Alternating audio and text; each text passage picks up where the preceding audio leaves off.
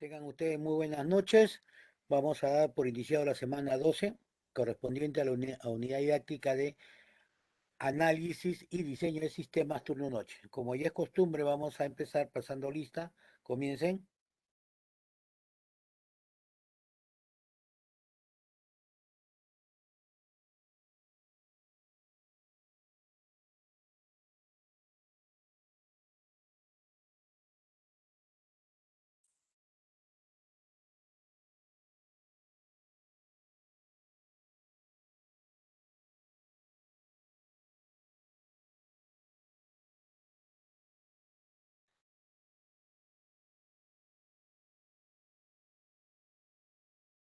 Listo, el día de hoy vamos a ver la metodología RUC, ¿no? Proceso unificado racional o racional, ¿correcto? O es Process Unified Rational por sus siglas en inglés.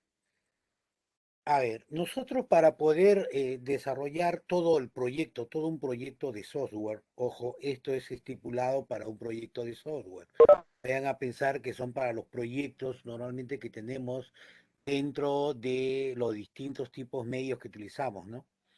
Ya, esto es más que todo exclusivamente para proyectos de tipo software. Entonces, la idea dentro de estos proyectos como cualquier otro, es planificar, evaluar, ver si es que dentro de todo lo planificado vamos a realizar todo ese contexto por el cual hemos sido contratados, ¿no?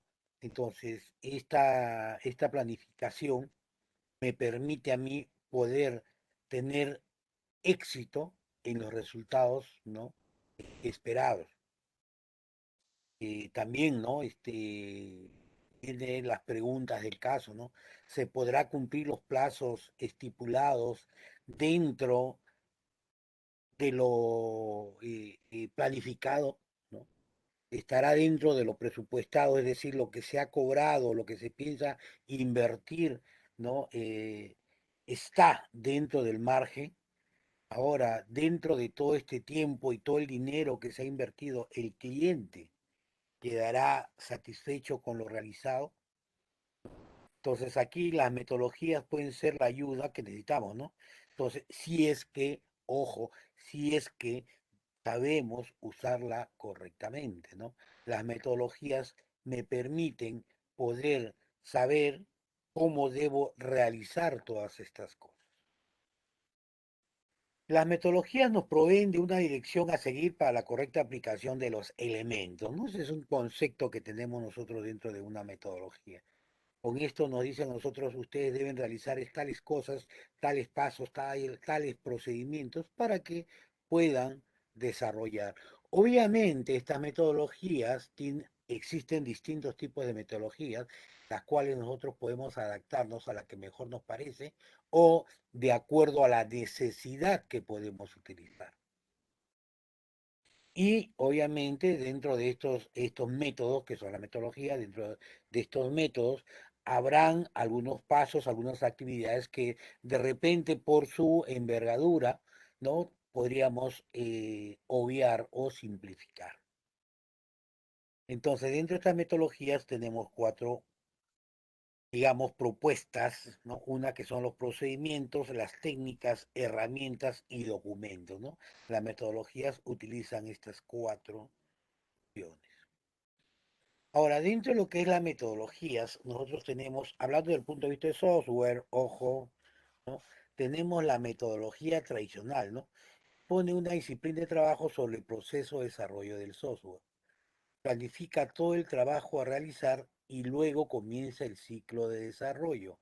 Ya la metodología tradicional es así, ¿no? O sea, primero planifico, veo qué es lo que debo hacer, cómo lo debo hacer y después de tener todo este bloque, recién comienza el desarrollo.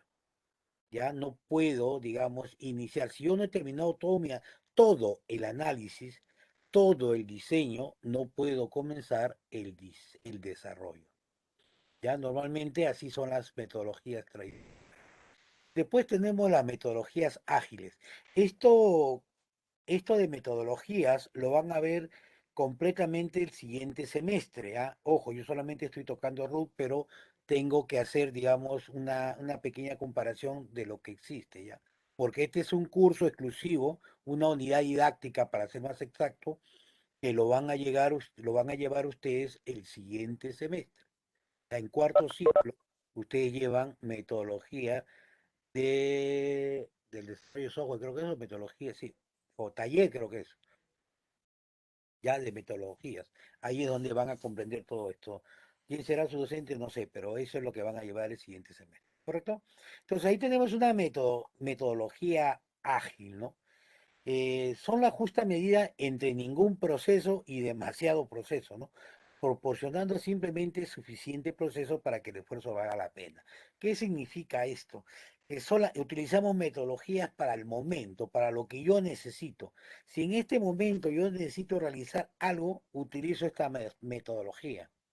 Yo necesito ver tanto análisis, tanto diseño, no. Lo que yo necesito en ese momento voy a utilizar la metodología que mejor se adapte a mis necesidades. Dentro de estas metodologías ágiles más conocidas, tenemos la metodología XP, que es una programación extrema. Tenemos la familia Crystal de Codeburn, tenemos código abierto, tenemos ASD, desarrollo de software adaptable, tenemos la metodología Scrum, que es una de las más comunes, usada junto con la XP. Después tenemos la FFD, desarrollo manejador por rasgos, el DSDM, método de desarrollo de sistemas dinámicos, también utilizado, y tenemos la metodología RUP, que es Rational Unified Process, ¿no? Es la que vamos a ver el día de hoy. Todas estas metodologías se utilizan para el desarrollo de software, ¿correcto?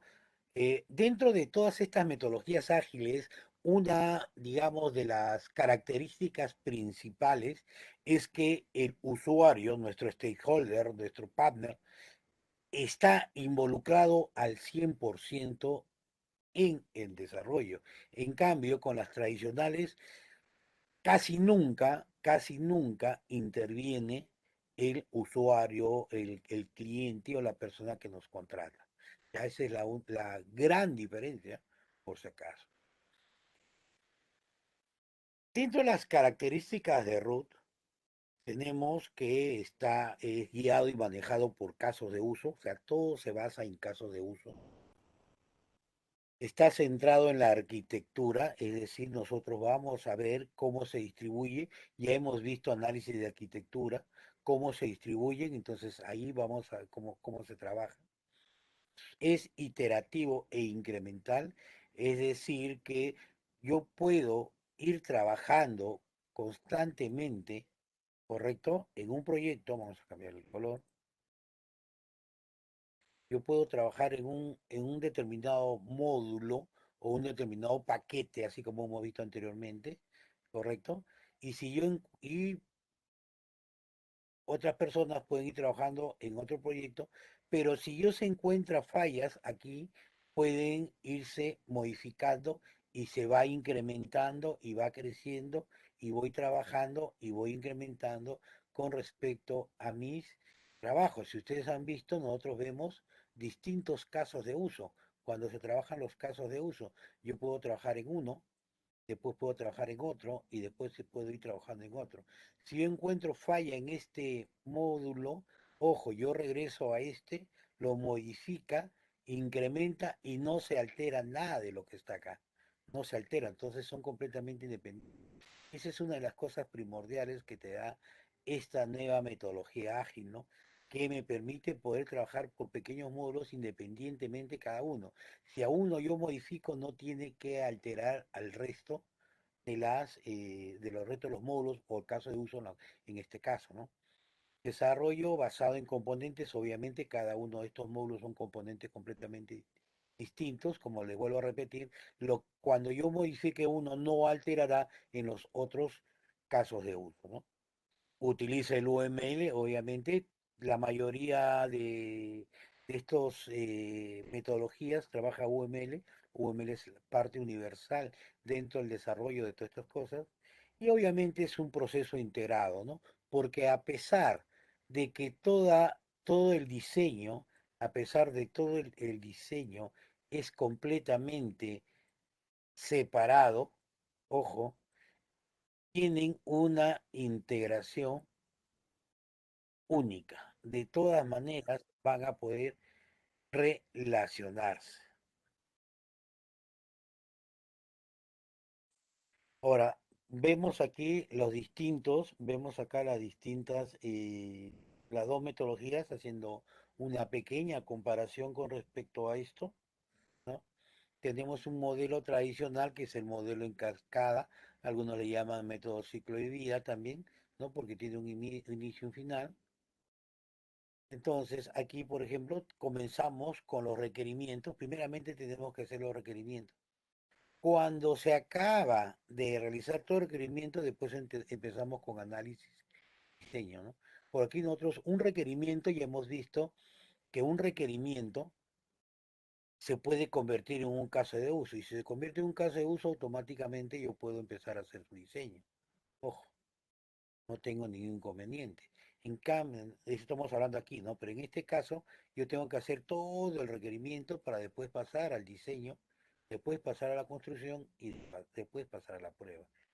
En el caso del modelo iterativo incremental, en este caso el RUB, ¿no? Yo puedo trabajar un módulo, puedo trabajar otro módulo, puedo trabajar otro módulo, ¿no?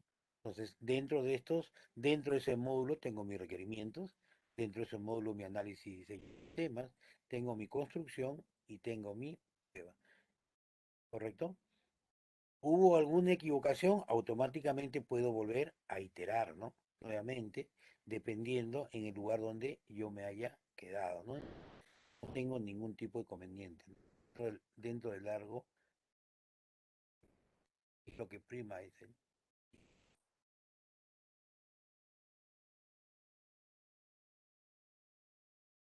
Ahora, acá vemos las fases que tenemos.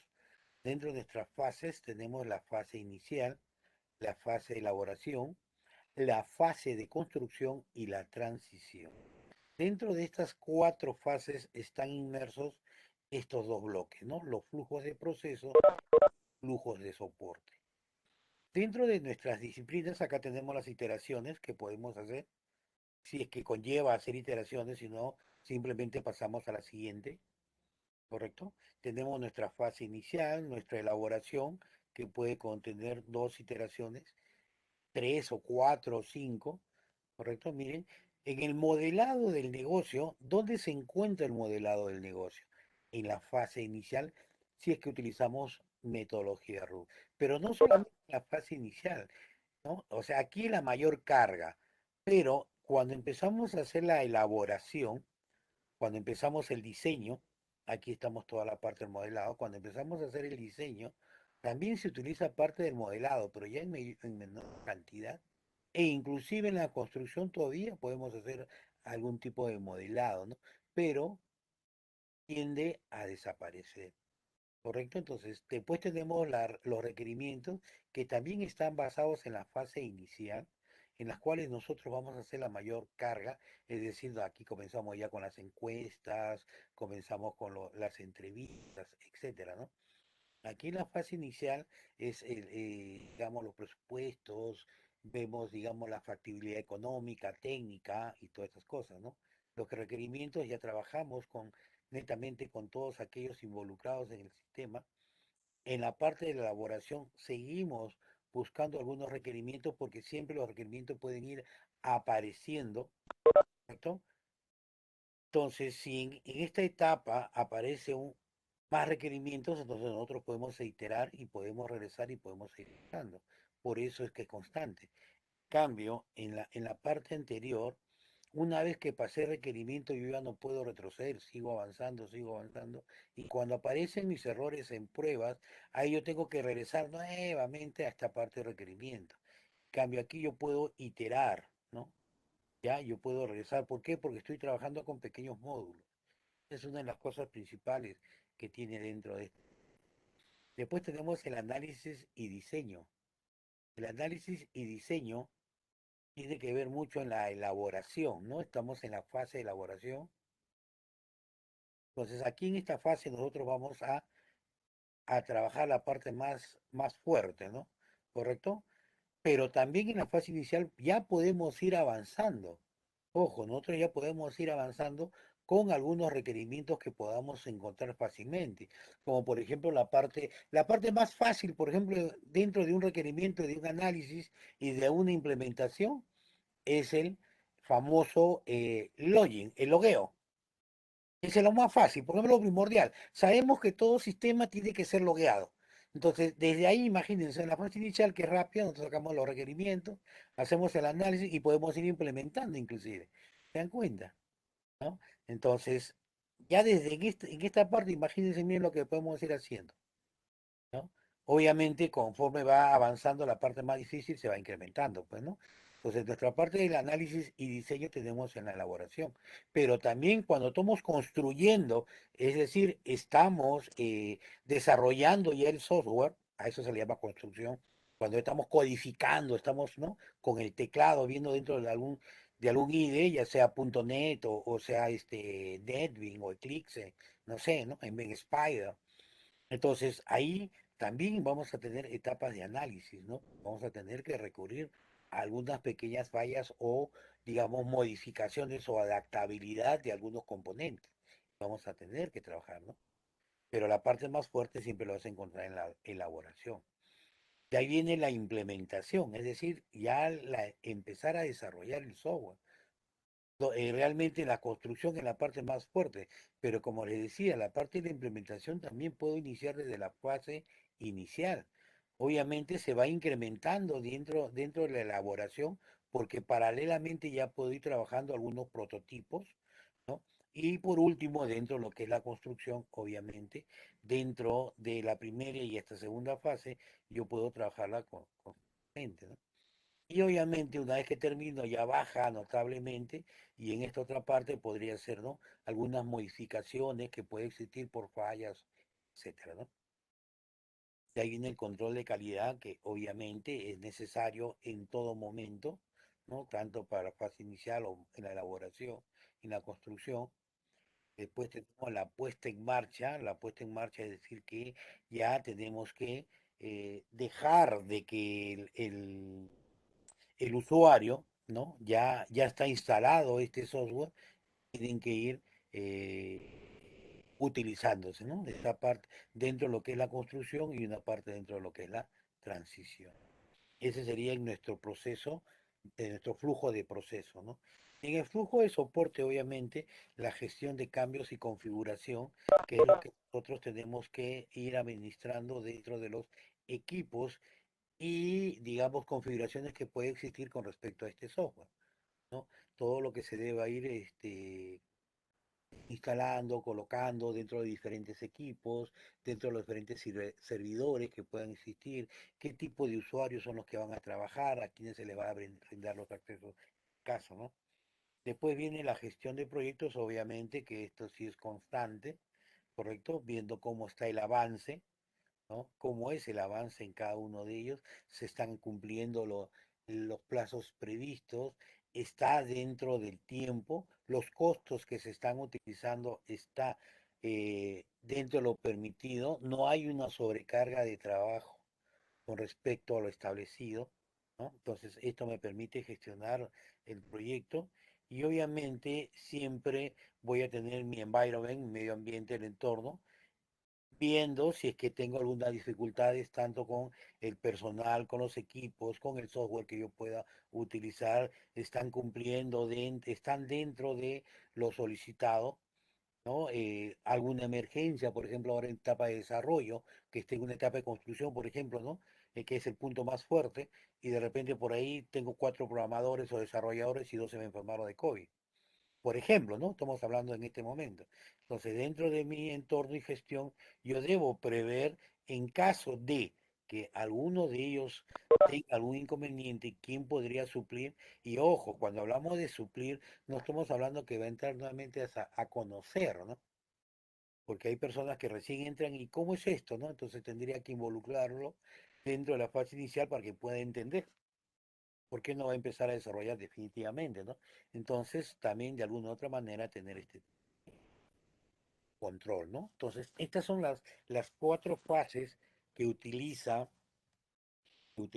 la metodología RUP, una de las más comunes, las más usadas, esta parte de desarrollo de software. Algunos están utilizando el XP, otros el Scrum, están trabajando también bastante.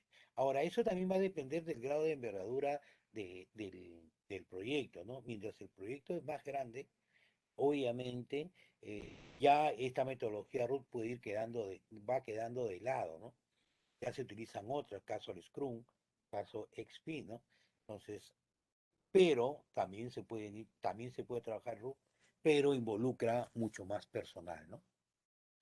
Y obviamente en esta metodología RUP no prima, lo que sí prima dentro de estas metodologías.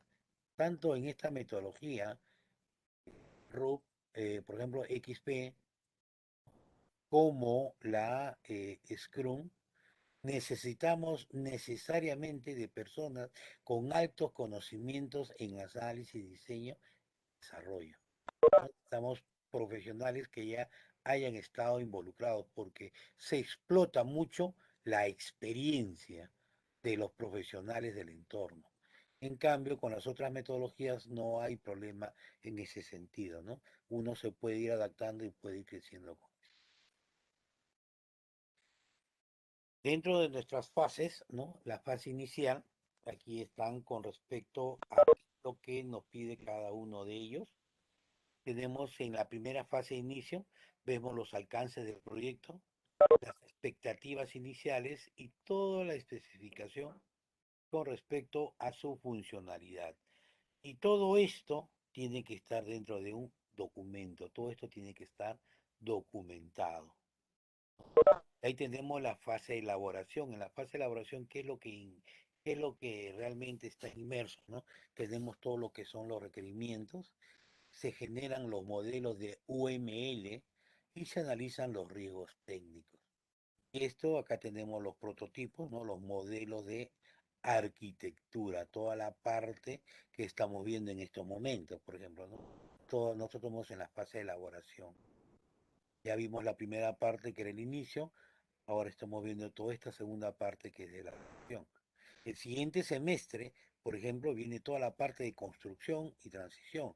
La construcción, ¿no? Implementa la arquitectura, es decir, todos los diseños que tenemos acá, todos los planos con los cuales hemos desarrollado, empezamos aquí a generarlo, ¿no? A codificarlo. Implementa la arquitectura, generación de códigos, verificación de la calidad, ¿no?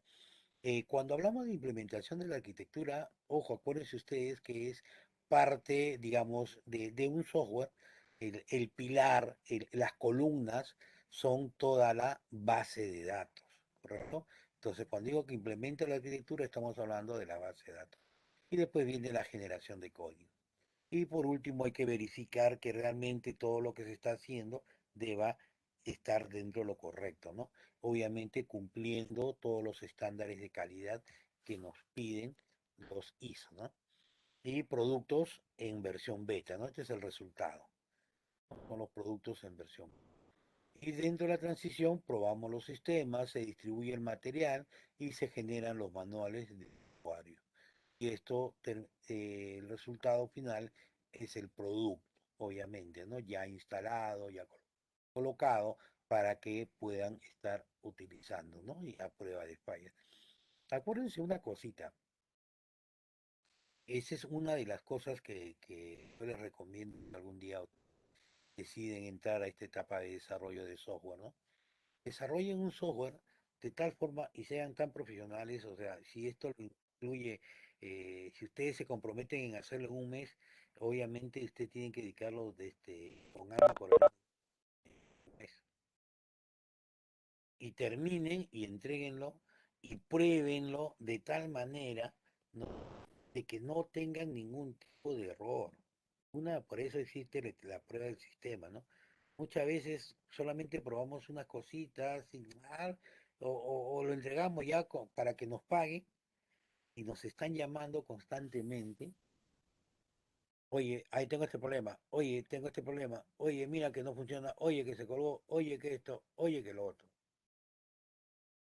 Entonces, eviten esas cosas. prueben el sistema, generen su software de tal forma que no tenga ningún tipo, que haya controles, ¿no? Que esté hecho o esté basado a tontos, ¿no? A prueba de tontos.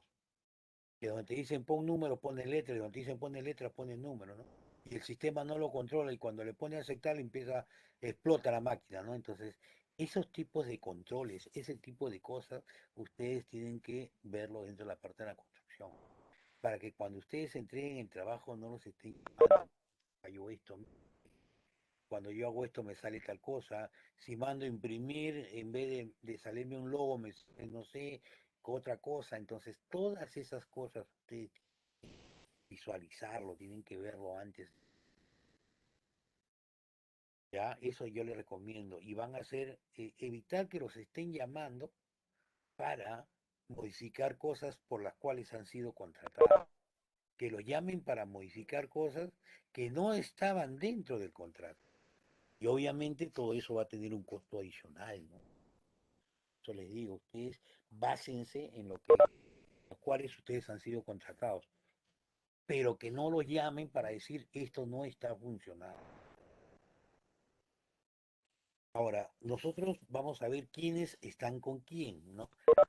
RUP define cuatro elementos, quién, cómo, qué, ¿no? Entonces, dentro de esto, miren aquí, tenemos los roles, ¿no? Comportamiento y responsabilidad de uno o un grupo de individuos, ¿correcto? ¿Quiénes están? Los analistas, los desarrolladores, los gestores, el apoyo, especialistas en pruebas, otro. Actividades, unidad de trabajo, o sea, ¿no? Que una actividad, un trabajo, que realiza el rol, crea, autoriza el producto. ¿Quiénes están acá? El análisis de caso de uso y el diseño de caso. Después tenemos el producto, ¿no? Pequeña información que es usada durante el proceso, que modelos, ¿no? Documentos, modelos, casos de uso y al final que vienen las pruebas, ¿correcto? Y cuándo, ¿no? Entonces, ¿cuándo? Aquí tenemos, ¿correcto? Toda la etapa de requisitos, ¿no? Donde hacemos toda la elaboración de nuestros requisitos, prácticamente ya no hay nada. Tenemos nuestro análisis y diseño, prácticamente abarca todo lo que es elaboración. De ahí tenemos la construcción, obviamente. Aquí tenemos las pruebas. Constantemente tienen que haber pruebas, inclusive cuando hacemos las elaboraciones, tenemos que ir probando todo lo que hacemos.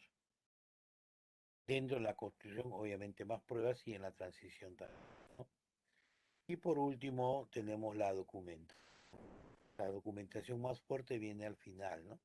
Las cuales nosotros tenemos que generar nuestros manuales y todas esas cosas, ¿no? Acá obviamente esto ya por viene con manuales, ¿no? Iteración preliminar, iteración uno, iteración 2 y, y es que existe algún tipo de modificación que nosotros podamos realizar. Ventajas del RUP, ¿no? Los usuarios están involucrados, lo que yo les decía, ¿no? Es necesario que el usuario o los usuarios estén completamente involucrados. ¿Esto qué me permite? Me permite que cuando, conforme yo voy avanzando, el usuario está mirando y está viendo que realmente lo que nosotros queremos o lo que ellos desean, mejor dicho, se está cumpliendo de acuerdo a lo solicitado. Muchas veces es muy contrario a la metodología tradicional, cuales nosotros le dábamos todo y ellos al final tenían que aceptar y muchas veces quedaban incómodos con lo que presentaban, ¿no? Y ahí es donde existían muchos fracasos, ¿correcto? Después, ¿qué más tenemos? ¿No? Una evolución continua, es decir, que podemos ir mejorándolo constantemente. Nosotros hemos creado este módulo o esta etapa, ya estamos, digamos, por acá abajo, y en una, digamos, en una revisión que podamos haber hecho, encontramos que podemos modificar esto, no hay ningún problema. La modificación que puede existir acá no va a alterar en nada a lo que tenemos por acá. No se preocupen de ese punto. Bueno, funciona bien en proyectos grandes, ¿no? Y promueve la reusabilidad. Es decir, lo que ustedes han visto, Nosotros tenemos un caso de uso por aquí, obviamente con todas sus características, todo. Si lo hablamos de programación, esto se convierte en un módulo. Y este caso de uso puede utilizar este módulo, ya sea por include o ya sea por exclude. Este otro caso de uso también puede utilizar esto, ya sea por exclude. Y si tengo un caso de uso por acá, este de acá también lo puedo usar. Entonces se usa mucho la reusabilidad para no estar generando códigos y códigos y códigos a cada rato. Esa es una de las cosas que se dentro de lo que es la orientación a objeto, ¿no? La reusabilidad. Algunas desventajas con respecto a utilizar la metodología RUP. La disminución de riesgos es compleja, ¿no? ¿Eso qué significa? ¿No? O sea, por ejemplo, yo quiero reducir riesgos. Al ser proyectos grandes es mucho más complejo. Tengo que utilizar distintos tipos de factores para poder hacer el análisis de estos riesgos, ¿no? Otra de las cosas, ¿no? Eh, Como constantemente el cliente está con nosotros, ¿correcto? Entonces, cualquier cosa que pueda estar mal, digamos, estamos con él, ¿no? Él es el que nos ha pedido así, ¿no? Entonces, muchas veces esto es lo que sucede. Y otra de las cosas es que el cliente deba tener la capacidad, ¿no? Y deba tener conocimiento con respecto al proyecto. Entonces, aquí vamos a necesitar que nuestro cliente, como dije anteriormente, ¿no? Está inmerso con nosotros, está participando con nosotros, pero el cliente también debe tener algo de entendimiento con respecto a lo que nosotros estamos dando, ¿no? A través de nuestros distintos tipos de diagramas, ¿no? Nosotros vemos los diagramas y lo podemos entender, pero ¿cómo le explicamos al cliente este diagrama, ¿no? Entonces, obviamente, imagínense si la persona no es profesional, ¿no? Normalmente el manejo, uso de gráficas, eh, lo ven desde cualquier educación superior hacia arriba, ¿no? No universitaria, técnica y universitaria. Entonces, de todas maneras, pero imagínense que nuestro cliente no sea una persona de técnica, ¿no? Entonces, también esa es una de las grandes desventajas que tiene el uso de esta metodología. Bueno, para concluir, la metodología RUP es una de las metodologías más utilizadas en estos momentos que nos permite a nosotros poder dividir en cuatro fases todo el desarrollo, ¿no? La parte inicial, la parte de requerimientos, que es la más importante dentro de todo este contexto, las cuales nosotros debemos entender qué es lo que quiere el cliente para entrar a la parte de análisis y diseño para poder entender todo lo que, cómo lo realiza el sistema, la parte de análisis y diseño. De ahí entra la parte de producción, que es la parte que vamos a ver el siguiente semestre, es decir, la parte del desarrollo, la parte de construcción del software, dependiendo los requerimientos y el análisis y diseño que nosotros hayamos realizado, ¿no? Ahora, si ya tenemos, ya manejamos con bastante criterio, entonces simplemente nosotros nos podemos ir de frente al desarrollo, ¿correcto? Pero utilizando ya la experiencia que nosotros tenemos, ¿no? Pero en la documentación obviamente tiene que ser plasmado, ¿no? Y la siguiente parte, que es la transición, en la cual nosotros debemos tener que la implementación de software dentro de la empresa con la configuración y capacitación a todos los usuarios, ¿correcto? Las principales prácticas de RUP, ¿no? Como hemos visto, los documentos, la lista de riesgo, los casos de uso y las son de tipo interacción incremental, tienen que haber entregables, ojo, esto sí, por favor acuérdense, tienen que haber constantes entregables, es decir, para que se vayan trabajando constantemente y pueda ver el usuario cómo va el avance. No es como la metodología anterior que esperaba que se acabe todo para recién entregar, ¿no? No, acá nosotros, como les digo, podemos ir trabajando por módulos, pequeños módulos, y se pueden ir avanzando. Entonces, eso puede ir viendo el usuario o el cliente mientras nosotros vamos trabajando las siguientes partes, ¿no? Y obviamente tiene que existir un control de cambios si es que está dentro de nuestro proyecto, ¿no? Ver la forma que se puedan hacer los cambios sin alterar demasiado toda nuestra estructura. Las metodologías nos dan la posibilidad de hacer mejor los sistemas, obviamente. Estamos hablando de metodologías con respecto a lo que es software, ojo, todo con respecto a lo que es software. El adoptar una metodología en una organización no es un proceso fácil y requiere de ayuda externa. Eso es verdad, si no tenemos conocimientos con respecto a qué metodología utilizar, debemos contar con expertos. Como les decía anteriormente, si queremos trabajar con una metodología ágil, necesariamente debemos contar con un profesional de alta experiencia, demostrada, obviamente. Hay prácticas que son aplicables a cualquier tipo de proyecto que uno requiere. Y para romper paradigmas hay que tener la mente abierta, ¿correcto? Entonces, no, es que yo estoy acostumbrado, dice, no, pero a mí me enseñaron así, ¿no? No, a mí me dijeron que yo tengo que hacerlo así, y así lo hago. No, señor, ahora es así. No, a mí me han dicho así, a mí me dijo mi mamá, a mí me dijo mi papá, a mí mi profesor me dijo. ¿Cuándo te lo dijo? Hace 40 años. Hace 40 años era así. Ahora se utiliza de esta manera. Entonces, ojo, hay metodologías, o mejor dicho, costumbres más que todo, ¿no? Entonces, para romper un paradigma, un conocimiento, algo que nosotros tenemos ya, algo que nosotros lo utilizamos siempre, entonces debemos tener una mente abierta, porque debemos estar aptos para los cambios. Nosotros no somos capaces de adaptarnos a los cambios, entonces vamos a hacer un sistema cerrado. Vamos a morir en el intento. Nosotros debemos tener esa capacidad de poder, de repente no, no rápidamente, pero sí permitir que en un tiempo no tan lejano podamos adaptarnos, ¿no? Y obviamente esa adaptación del cual nosotros vamos a realizar nos va a permitir poder cambiar todas estas estructuras. Por ejemplo, ¿no? Casi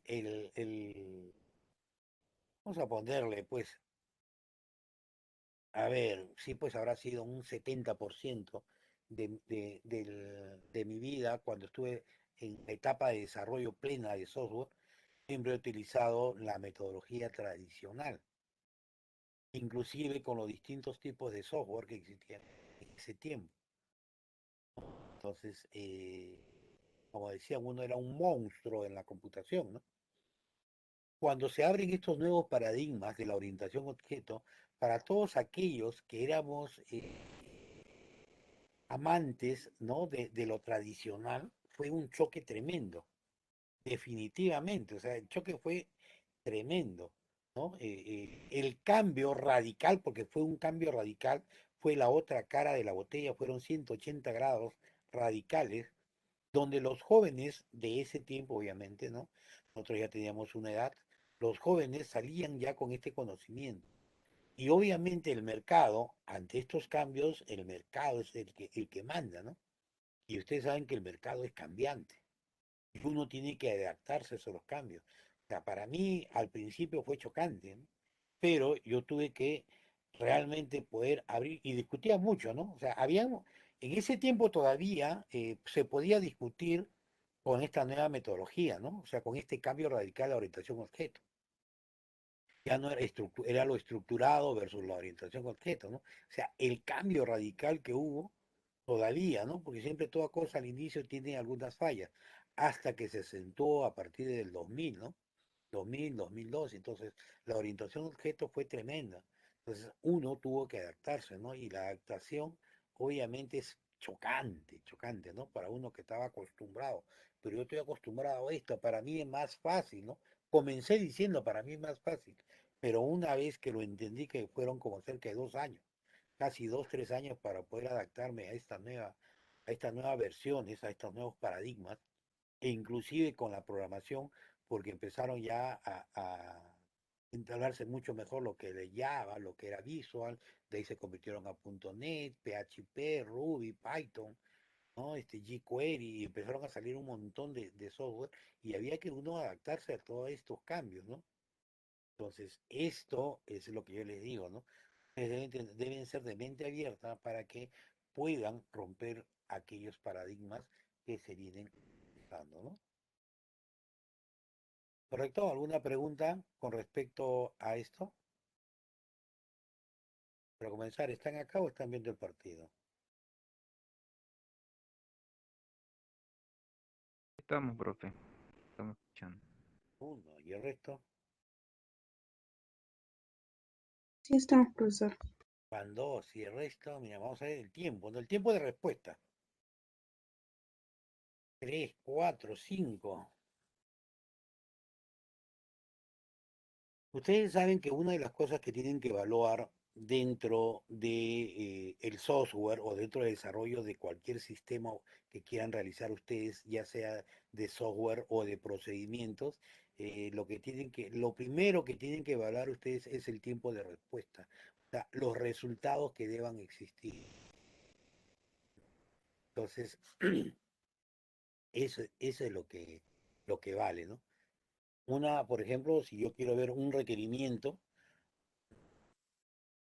tiene que ser qué tiempo se demora en transcribir lo ingresado hasta mi computador, hasta la base de datos, tanto de ida como de vuelta, o sea, tanto para ingresar, actualizar, como para consultar, ¿no? Y dependiendo de ese tipo, entonces yo puedo ver de que realmente mi sistema está trabajando correctamente. De repente mi sistema trabaja correctamente cuando trabaja en mi equipo. No, pero mira, estoy grabando 500 registros en 2 segundos. Pero cuando estás en tu equipo, o sea, se demora como cerca de 5 minutos. ¡Ah, su máquina! Imagínense, de 5 minutos a 5 segundos. Ahí es donde comienza también parte del análisis de ustedes, ¿no? ¿Qué tipo de estructura física está trabajando? Ustedes saben que cuando trabajan en su propio equipo siempre va a ser mucho más rápido. Pero cuando están trabajando fuera ya en un contexto profesional, o sea, dentro de la empresa, van a ver qué tipo de equipos o de máquinas o hardware van a utilizar ellos, qué cantidad de memoria tienen, el servidor, cuántas estaciones de trabajo soporta, porque ese servidor de repente está sirviendo a 100 usuarios, de los cuales 10 pertenecen al software que tú estás utilizando, el resto utilizan otro software, ¿no? Entonces, ahora, el ancho de su tarjeta de red soporta 100 usuarios, ¿no? Sí, sí soporta, pero a cada uno le da pues un margen de ingreso y de egreso, ¿no? Ahora, ¿qué tipo de router, switch están trabajando? 10/100, 10/100/1000, ¿no? 10/100/1000/10.000, o sea, también todo esto, ¿qué tipo de cableado están utilizando? Categoría 5, 5E, ya sea A o B, de repente están trabajando con categoría 6, categoría 7, ¿no? Los cableados. Entonces, todo ese argumento también tiene mucho, mucho que ver en todas estas cosas, en la velocidad de respuesta que tiene, ¿no? Entonces yo agarro, de repente dije, no, voy a hacer mi software web, bacán, desde mi casa, bacán porque tengo mi ancho de banda, ¿no? Tengo fibra óptica, pero de repente la empresa sigue trabajando con Speedy, ¿no? Entonces todo eso se tiene que de alguna u otra manera documentar para que el usuario tenga conocimiento, ¿no? ¿Cuáles son tus contras? Oye, pero para que esto funcione correctamente ya sabes que tienes que trabajar con fibra. Mira, para que el sistema vaya, o sea, la parte de la evaluación, la parte primera, ¿no? Mira, ya sabes tú que tú tienes unos switch más antiguos, ni siquiera tienes switch, tienes hub. Pucha, son más antiguos, son del año 2000. ¿No? Ya son más de 20 años de antigüedad, cada 4 años se renuevan las versiones de acuerdo a la teoría de Hakan. Entonces se dan cuenta, entonces miren que entonces todas esas cositas, ¿no? Poder eh, visualizar y entender, ¿no? Y que el usuario también entienda, es lo más importante. Esto y por esto, de repente tu sistema se va a poner lento o no. Desde que tú has instalado el sistema, todo es lento. No es que mi sistema sea lento, sino que tus equipos son lentos. Por eso es que al inicio les decía, ¿no? Hay un estudio de factibilidad en las cuales se tienen que ver, dependiendo del tipo de tecnología que ustedes van a utilizar, si la empresa cuenta también con todo eso. Es importante esta situación, ¿no? Porque el usuario o el cliente siempre te va a decir, dame lo ultimito, pero ese ultimito soportará todos los equipos que tú tienes. Sí, no, configuración mínima, sí. Hay una configuración mínima, una recomendada y la óptima, obviamente, ¿no? ¿Correcto? Ustedes saben que una configuración, yo no necesito una configuración básica, igualito que los equipos, ¿no? Ustedes cuando van a comprar un equipo, no algo baratito, hay algo básico nomás para mí. Ah, perfecto.